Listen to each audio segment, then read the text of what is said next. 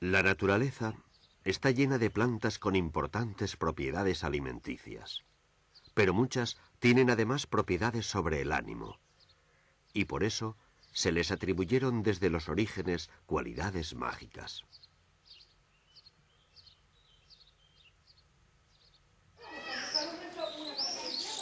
Nos encontramos en Requena, una ciudad de 18.000 habitantes dedicada en cuerpo y alma a la crianza del vino en sus aproximadamente 40 bodegas. El corazón de la ciudad es el barrio de la Villa, que fue declarado monumento histórico en 1966. Allí podemos encontrar edificaciones del siglo XIV, como la iglesia de Santa María, con una sola nave y capillas en sus contrafuertes. Su estilo principal es gótico isabelino. Fue declarada monumento nacional en 1931.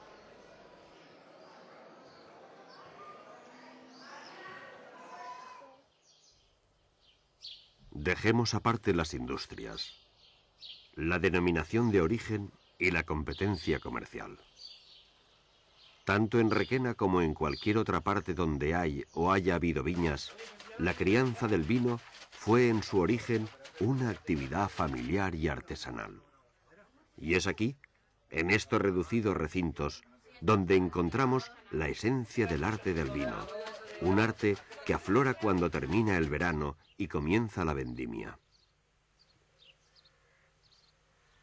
Después de la penosa recogida de la uva en las cepas, el momento estrella es el de pisar la uva.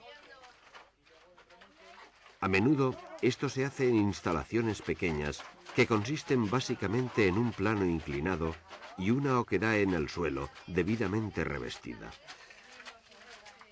Tan pronto como comienza a pisarse la uva, el zumo resbala hacia la oquedad.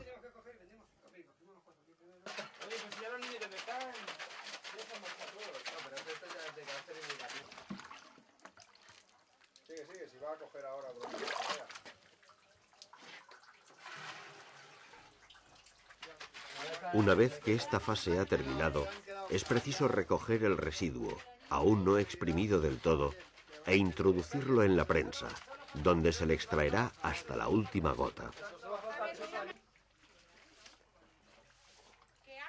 Esto se hace primero con una horquilla de madera.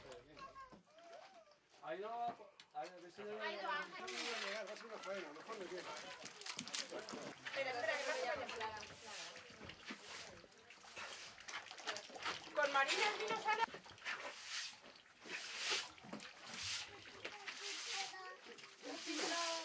Pues luego se le das con jabón.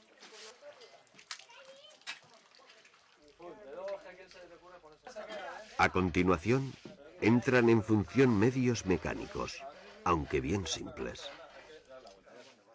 Es que esto a lo mejor se ha doblado. Ya. Esto está tocado. No, ya. El vaso, si no empecemos Par de con... chatos. Venga, noroeste. Ahí. ¿Ahora yo tengo que trabajar hasta las 8? El rodamiento, el oso. El rodamiento va a entrar. Dale vuelta, primero damos Venga, una dale. vuelta para abajo. Cuidado la cara.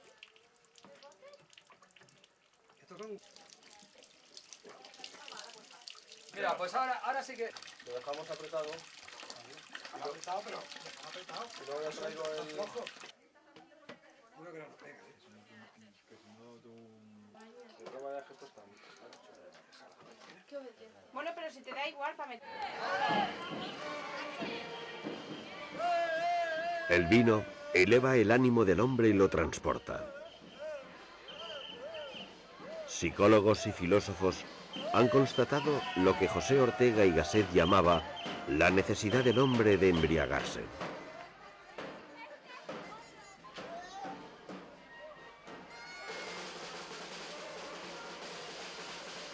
El vino es el prototipo de la búsqueda de sustancias cuya eficacia va más allá de sus propiedades nutritivas.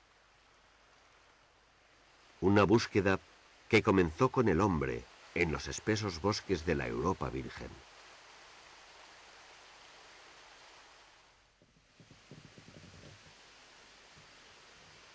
En nuestra memoria colectiva se amontona el recuerdo de los frutos, plantas y sustancias simbólicas.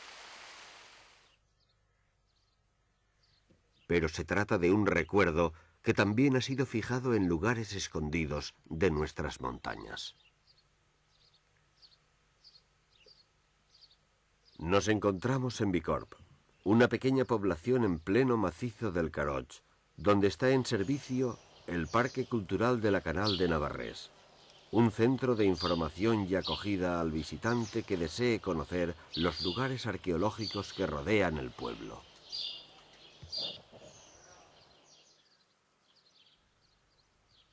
En sus cercanías, en un estrecho cañón, se encuentra la Cueva de la Araña, una estación de pinturas rupestres universalmente famosa porque contiene no solo figuraciones humanas y de animales, sino, de forma muy especial, una secuencia de recolección de miel en la que una mujer provista de un cesto ha subido a un acantilado mediante una larga cuerda que ondulea a sus pies.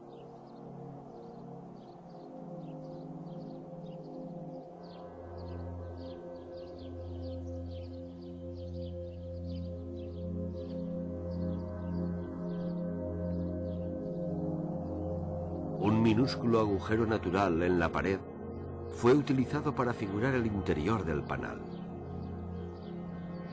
Alrededor de la mujer revolotean las abejas.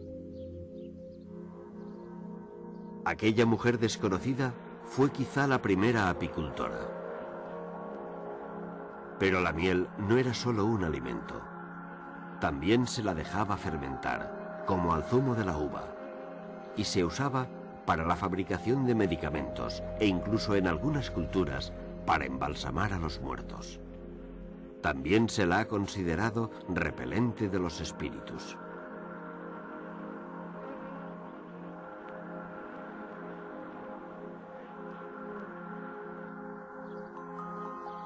En cuanto a la abeja, en ella se acumula el simbolismo desde un tiempo inmemorial. Simbolismo del alma humana. Quien sueña con una abeja puede morir pronto, ya que su imagen es la del alma que se aleja volando. En cambio, el muerto puede revivir si una abeja le entra por la boca. Curiosamente, así era como se designaba a los sacerdotes del santuario griego de Eleusis. Se les llamaba abejas. Y en el antiguo país del Nilo, mientras que el junco era el símbolo del Alto Egipto, la abeja simbolizaba el Bajo Egipto.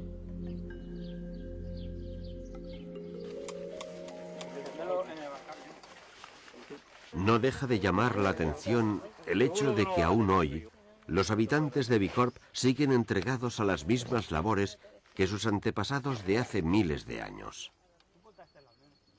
La técnica de la apicultura ha cambiado poco. Como debió ser en un principio, los modernos recolectores de miel utilizan el humo para anular la reacción de las abejas, o como ellos dicen, para atontarlas y que no piquen.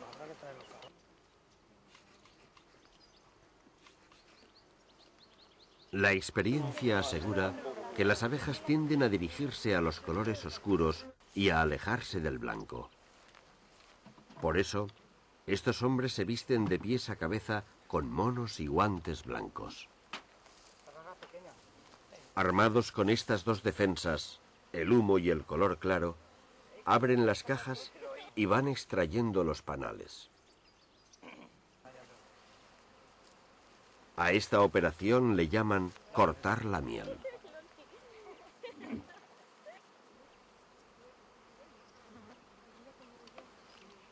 Pero como seguramente sucedió a la recolectora de miel de la pintura rupestre, y como aún sucede en pueblos primitivos, los apicultores viejos y experimentados no temen a las picaduras y llegan a introducir las manos desnudas en lo más profundo de los panales, en medio del hervidero de abejas confundidas.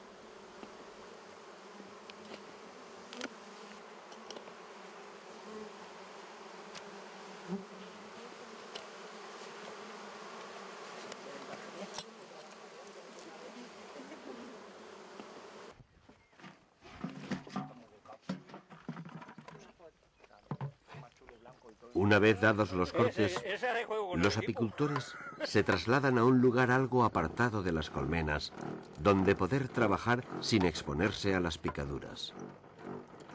Allí van sacando los panales y retirando el sello de cera que tapa las celdillas.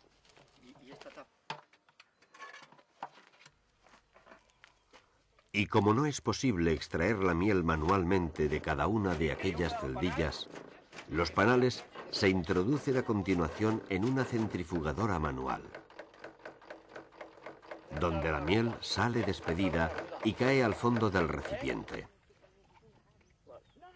De allí brota, espesa, líquida y dulce, como la ambrosía de los antiguos mitos.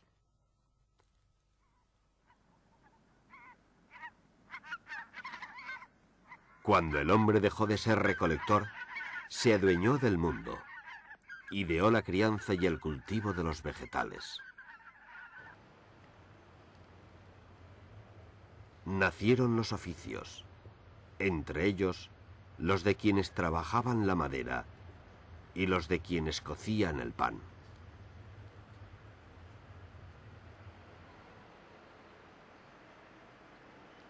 Estaba naciendo uno de los símbolos de más fuerza y expansión de todos los tiempos.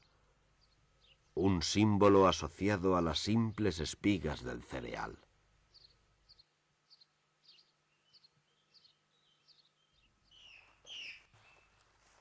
Antes de aquel cambio, el hombre había caminado mucho por el bosque, en busca de caza, de frutos y de miel. A partir de entonces, el bosque se convirtió en un estorbo y comenzó una labor sistemática de destrucción para obtener tierras de cultivo.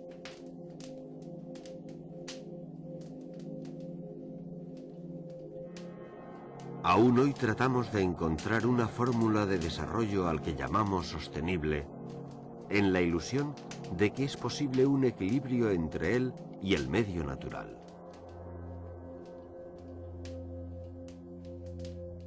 Pero desde los orígenes de la cultura, la actividad humana dejó un sello indeleble.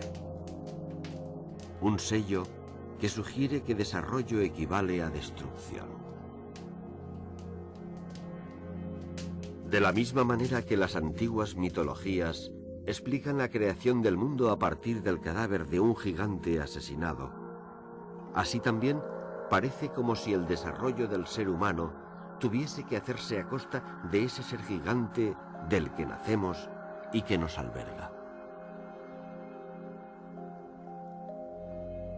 El testimonio de ese cambio está en nuestros museos.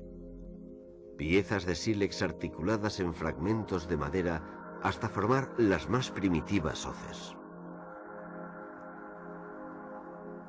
Hoces cuya finalidad era recolectar gramíneas, el cultivo preferido de aquellos primeros tiempos de la agricultura, y cuya compostura recuerda la de los tradicionales trillos, que también hoy han quedado relegados a la historia.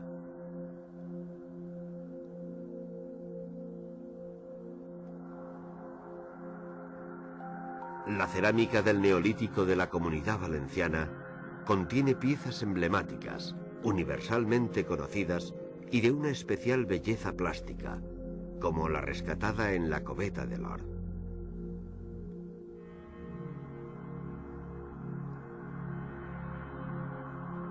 Vasijas y cuencos destinados en su mayor parte a contener el grano del cereal.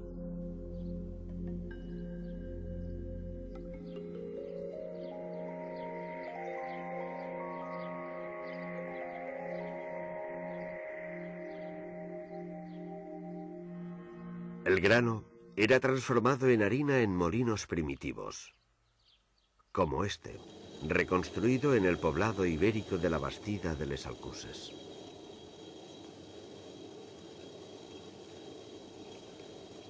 El control sobre la vida, el cultivo de los cereales, debió significar un cambio intelectual tan importante que permaneció en la memoria durante mucho tiempo vinculado a seres superiores. Seres como la diosa griega Deméter, la señora que aparece a menudo representada con una espiga de trigo en la mano. Deméter es una de las versiones de la diosa, de la madre, la señora de muchos nombres y muchas formas, pero una sola esencia, que fue respetada en todas las orillas del Mediterráneo.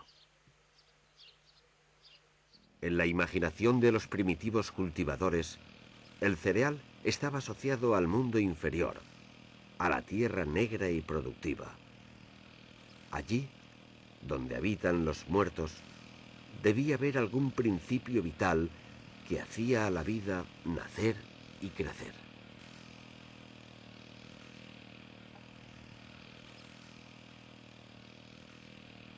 La tierra, de alguna forma misteriosa, encerraba en su interior la vida.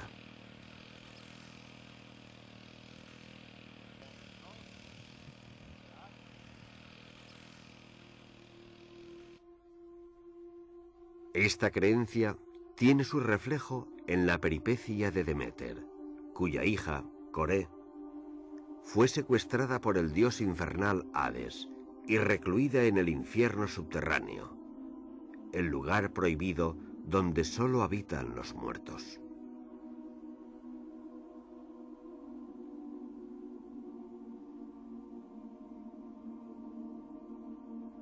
La diosa buscó desesperadamente a su hija por toda la tierra, hasta que un pastor le reveló el lugar donde se encontraba. No era en ningún rincón de la tierra, ni del cielo, sino en la oscura caverna del Señor de los Muertos. Allá, en su palacio silencioso, a donde no llega la luz, en el que no canta ningún pájaro.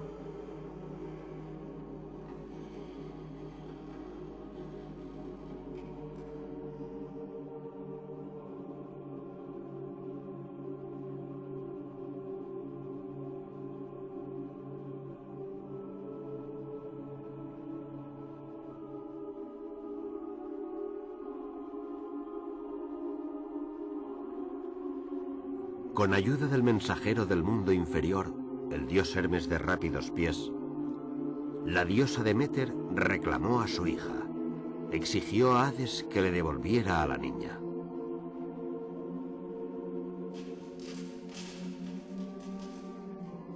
Él iba a hacerlo, pero fue informado de que Coré había comido 7 semillas de granada del jardín de Hades, y por este motivo no podía abandonar ya el infierno.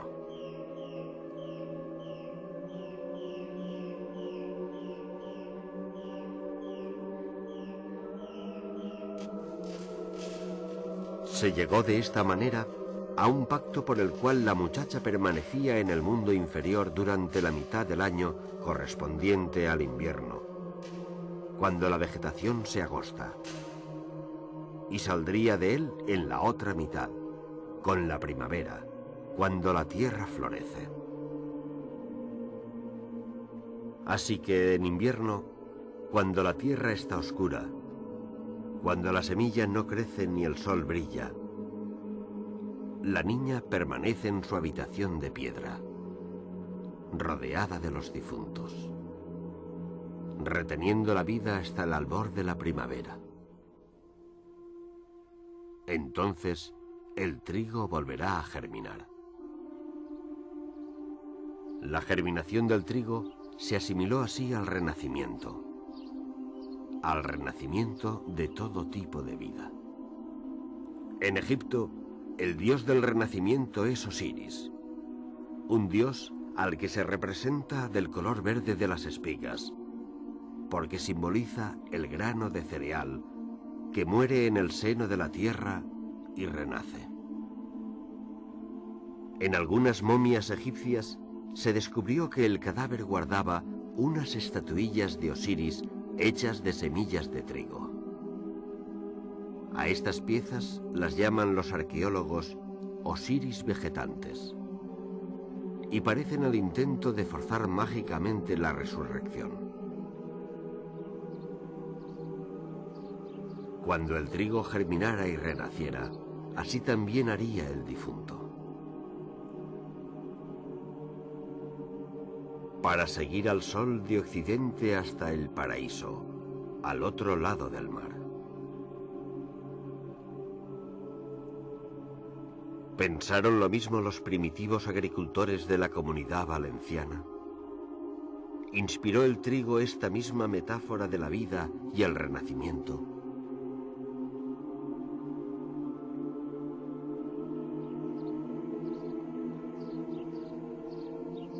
Dicen los mitos que el origen del mundo fue la muerte de un gigante, es decir, un sacrificio. Dicen los mitos que el horno se reúnen en el recóndito mundo del Hades, cuando todo está muerto y callado, cuando la naturaleza duerme en espera de la primavera.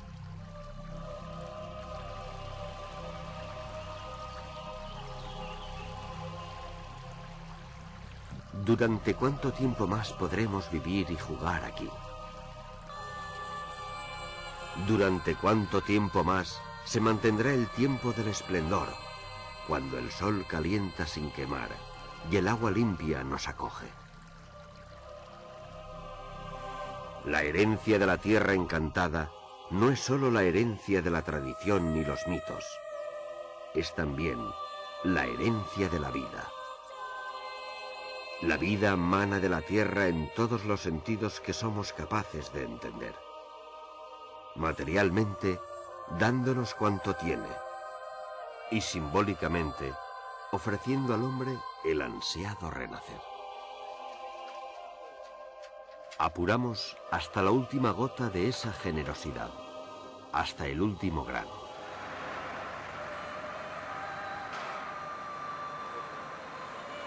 Nosotros, para quienes todo es profano, tendríamos que vigilar que el reino de la muerte y el invierno, que acechan en el Hades, no crezcan a costa de la vida.